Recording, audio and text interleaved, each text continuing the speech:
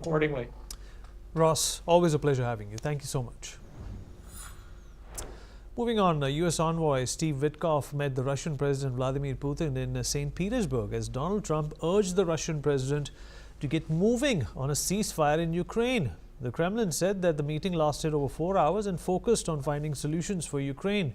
This was Witkoff's third meeting with Putin this year, and the special envoy from Russia, Kirill Dmitriev, called the meeting productive.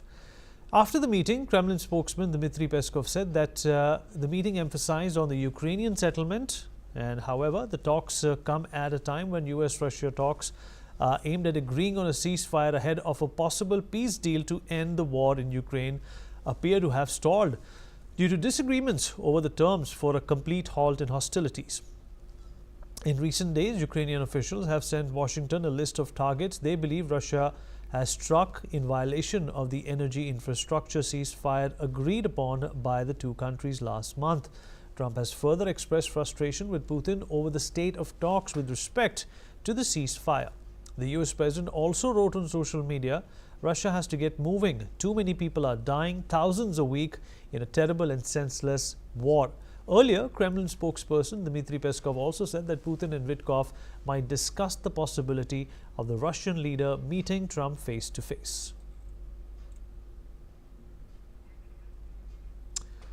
All right, Mr. Gilbert Doktorov, Russian affairs expert, is joining us on the program. Sir, appreciate you taking out the time and speaking with us. Well, when the conversations actually imply that they were productive, what do you make out of it? Does this mean that this 4-hour conversation between Mr. Witkoff and Vladimir Putin is going to be, a step in the direction of peace, or do you think that probably, unless you get Ukraine to be on the same page, it's not possible? It's very difficult to make sense out of these talks that are going on between the Trump administration and Mr. Putin and his team. The first thing I'll say is that from the Russian perspective, the visit by Witkoff was not expected. He was added to Mr. Putin's otherwise very full agenda in St. Petersburg because he was there for a conference with his senior naval officers, finance minister, and primary manager of Russia's commercial and military shipbuilding. And they were talking about plans for adding to the Russian fleet in the coming years. That took most of his day. Mr. Witkoff probably added St. Petersburg to his travel plans because he was in Oman today. And he's in Oman largely because it was set up for him by the Russians. So it was appropriate that he would look for a meeting with Mr. Putin before he goes into the meeting with the Iranian foreign minister today. Otherwise, I see in the meeting and the visit by Witkoff yesterday, very promising sign. We're reading tea leaves. Why do I mean by tea leaves? First fact, he didn't come by himself this time. He came with his wife. That added a personal note, which suggests a growing warmth in the relationship and gives us reason for optimism that whatever Mr.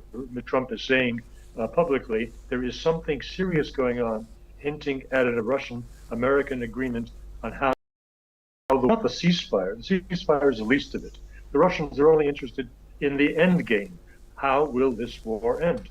Does America agree to Russia's acquiring permanently and legally the territories of the Donbass, the 4 oblasts that it has recaptured largely? Is America keen on establishing fully normal relations with Russia and lifting sanctions?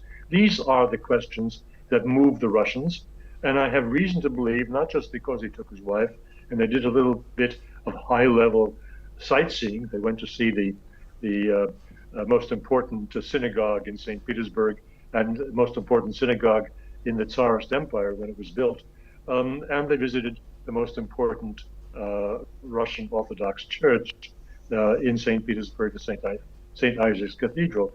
He spent 3 hours in conversations with Dmitriev, at the Grand Hotel Europe.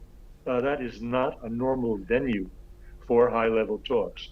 And it persuades me that this was a last-minute decision to come and visit Petersburg. The Russians did not have much time because Witkoff would be on a very tight schedule ahead of his flight to Oman. Right. Therefore, the meetings that they had were all in downtown Petersburg in unusual venues. The meeting that was 4.5 hours with Vladimir Putin was in what's called the Presidential Library, a building about which none of us has heard much. It was opened in 2009 and dedicated to Boris Yeltsin, who had died a couple of years earlier, but you never see it mentioned in any government meetings. So it was chosen precisely to keep Mr. Witkoff's stay in Petersburg tightly controlled within a few downtown city blocks of Petersburg. All of this suggests to me that the visit to discuss the situation in Iran was very important to Trump and Witkoff. They take the Russian efforts very seriously, and that is an example of why Mr. Trump is keen on reestablishing normal relations with Russia, because there are things which the countries can cooperate on.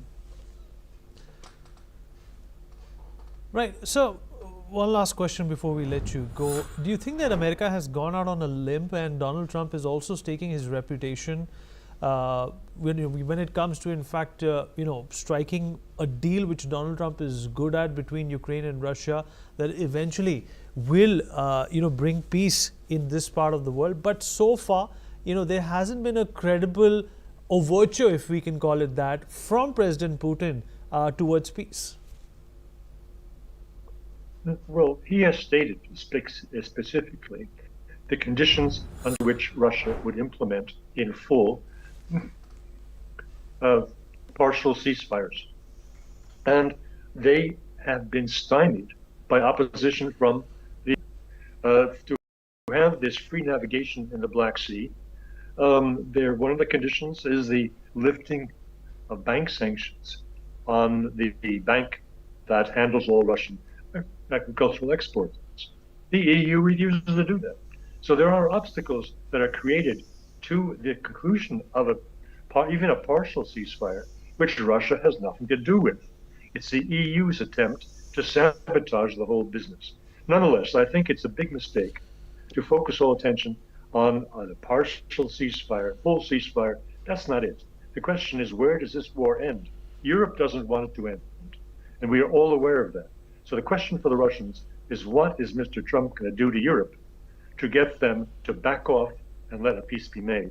That is the real question, not Mr. Putin's willingness, non-willingness to end the war. That's a phony question that is put up by England, by France, who want desperately for this war to continue.